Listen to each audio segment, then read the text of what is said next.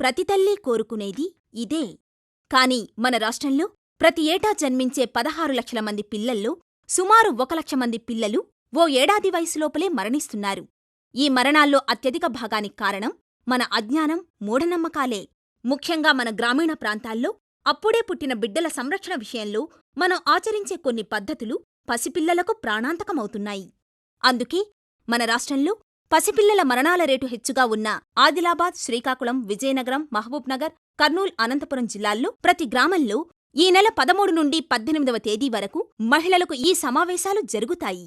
కౌమార బాలికలు, కొత్తగా పెళ్లైన స్త్రీలు, గర్భిణులు, పసిబిడ్డల తల్లులు అందరూ ఈ సమావేశాలలో తప్పక పాల్గొనాలి. నెలలోపు వయస్సుగల పిల్లల సంరక్షణ గురించి పూర్తి వివరాలు తెలుసుకోండి. మర్చిపోకండి, ఈ నెల 13 నుండి 18 వరకు ప్రతి గ్రామంలో నెల వయస్సులోపల పిల్లల ఆరోగ్య సంరక్షణ అవగాహన సమావేశాలు జరగనున్నాయి. కుటుంబ సంక్షేమ శాఖ, ఆంధ్రప్రదేశ్ ప్రభుత్వం.